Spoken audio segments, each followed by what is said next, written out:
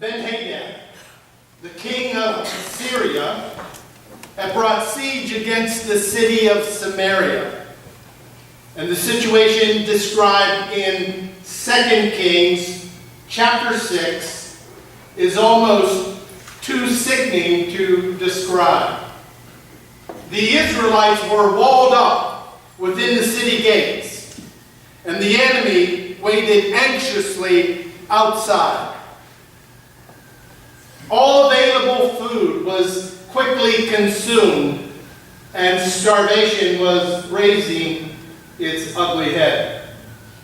In chapter 6, it reveals that a donkey, the head of a donkey, not my idea of a great meal, was sold for an unbelievable price of 80 shekels. That a mother cooked her own son and ate him. The king of Syria was laying siege, waiting. In the midst of that crisis, the Israelites seemed to have few options.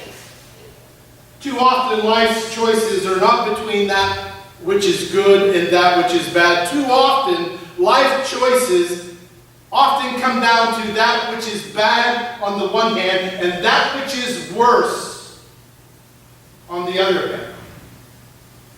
The ability to choose is an essential element of being a human being that God has given to us. But there are those times when that choice will be between that which is bad and that which is worse. And our scripture in 2 Kings chapter 7 is an example of that. Let's take a closer look to see what we can glean from it. First of all, notice the atmosphere. A genuine predicament.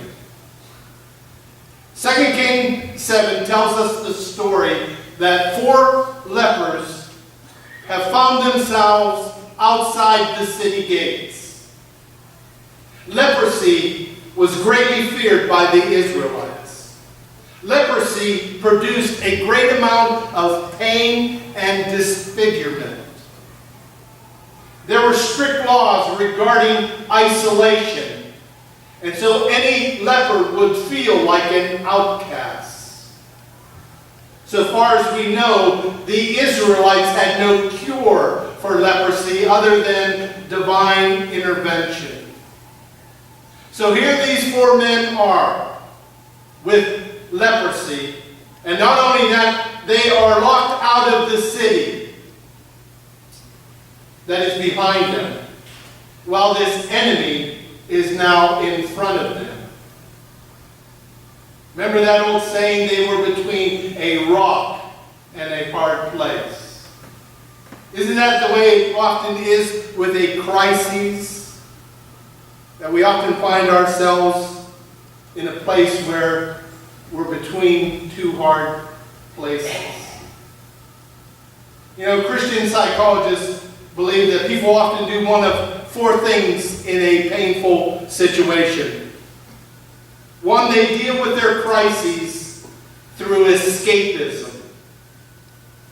They try to escape the reality of the pain. They run away either physically, emotionally, or chemically with drugs and alcohol.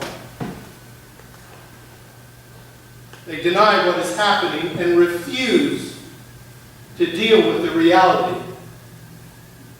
2, people often turn to cynicism. Not only do they face their troubles, they become preoccupied with them. They become dark with disillusionment that leads to resentment and bitterness. Often people like that spend the rest of their lives trying to get revenge if possible. They begin to live out that message that we often see on a bumper sticker. I don't get mad, I get even. They numb themselves to their pain through their anger. Third, people often turn to humanism. They rely on self-help books. They look to human theories, self-realization. And 4, some people look to other worlds, through spiritualists, through witchcraft, through mediums. People who face these crises in these ways will often find themselves confused and feeling helpless. These 4 lepers found themselves between a rock and a hard place. The city behind them was locked,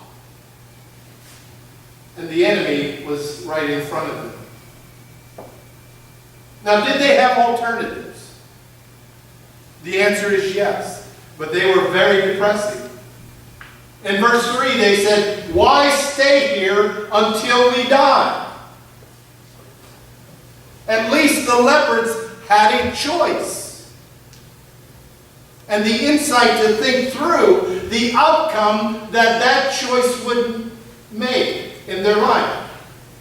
This is called reasoning. God's given us a mind to think and to reason things through. But these lepers had another alternative. Not only could they try to get back into the city, or they could stay there, which would be a choice. Verse 4, if we stay here, we will die.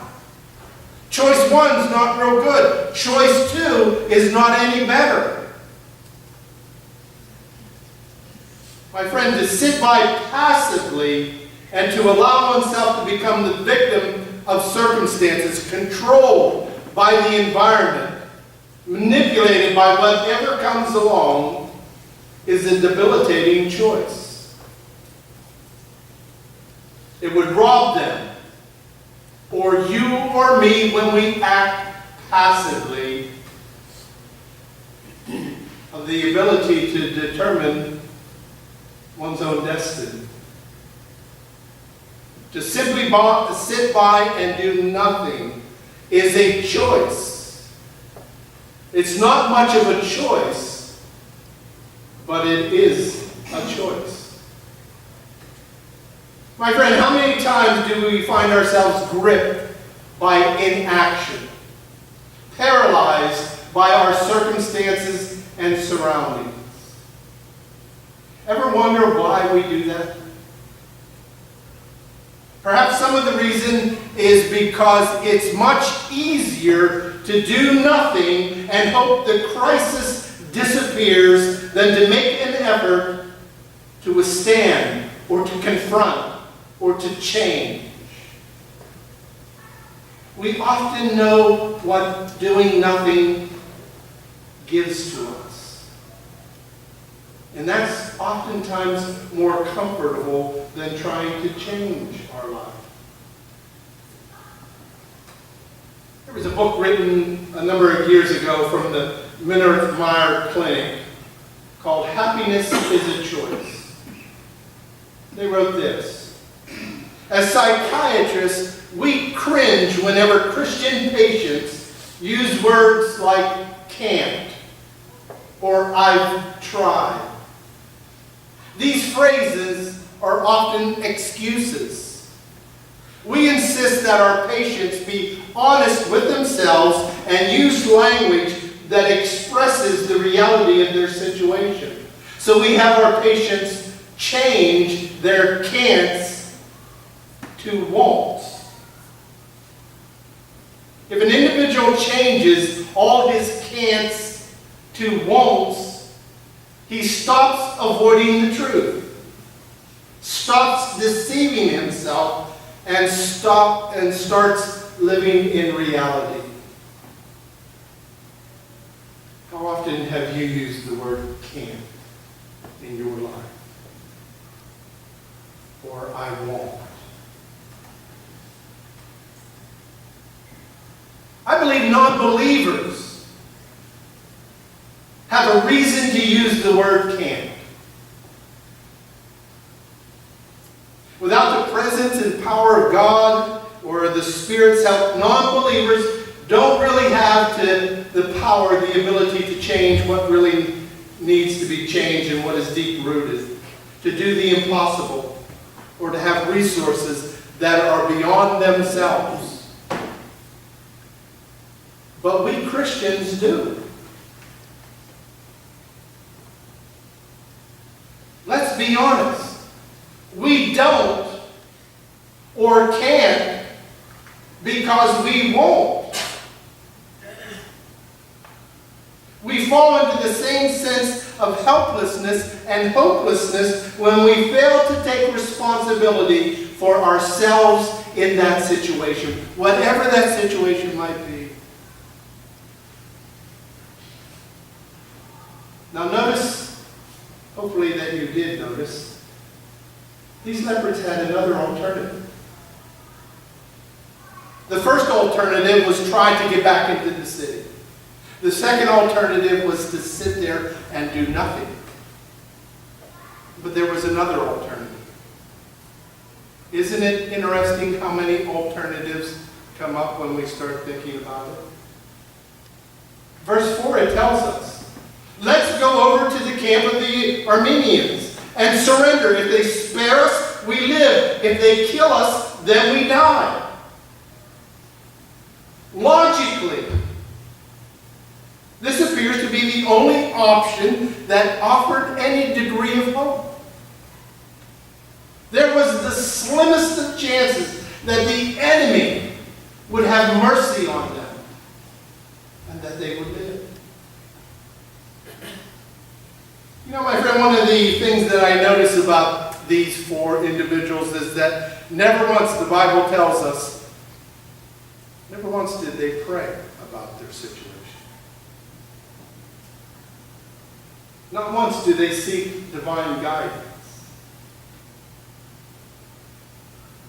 So let me ask you, what is your response when a need or a crisis arises in your life? My guess is you're probably a lot like me. Immediately, I begin to think, how can I work this through? How can I change this? What do I need to do? Good questions. But I think those questions need to be directed to God so that I can hear God's voice. Prayer is essential at all times. Think it through on why it is. First of all, because prayer will force me to wait. I cannot truly pray on my knees and work at changing my circumstances at the same time. I have to wait to act until I'm done praying. And that will help me not only act impulsively, which I'm prone to do, but it will help me not to be so hastily doing things that I will later regret.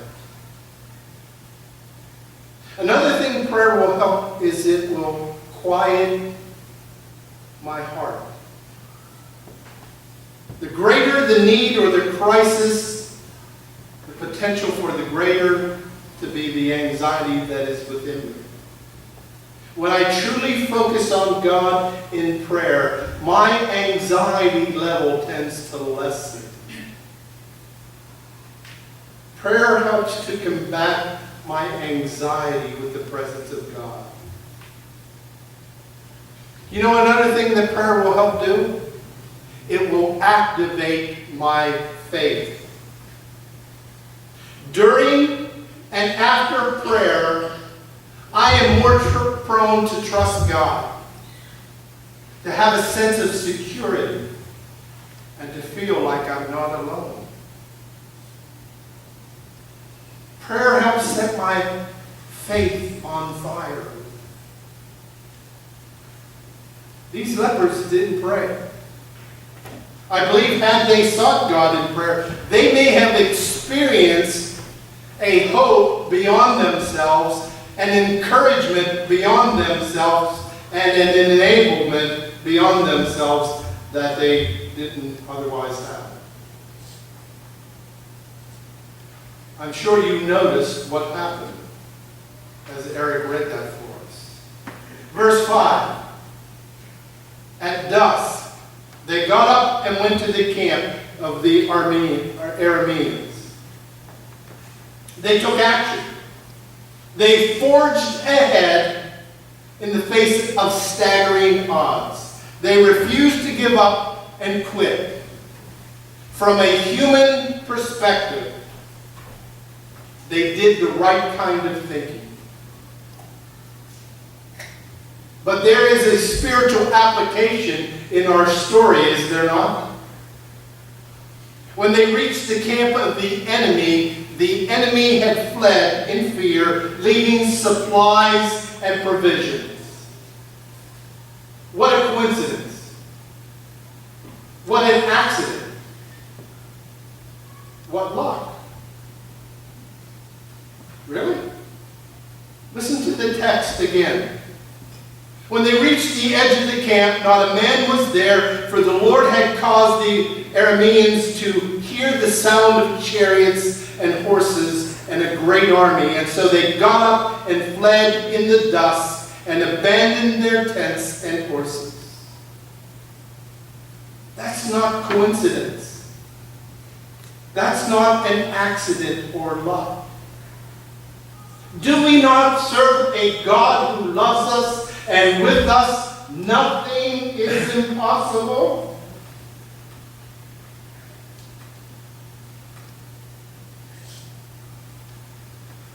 Does God not care for us whether we are sinner or saint? Does the Bible not say in Romans 8:31, if God is for us, who can be against us? You and I can and do face crises. You and I must examine all of our alternatives. You and I must remember not to ignore prayer, God's presence or power in whatever it is we face. We must move forward with the conviction that we've done all these things, that we are going in the right direction, and our God will act in our behalf because we are God's children and loved deeply by Him. Amen.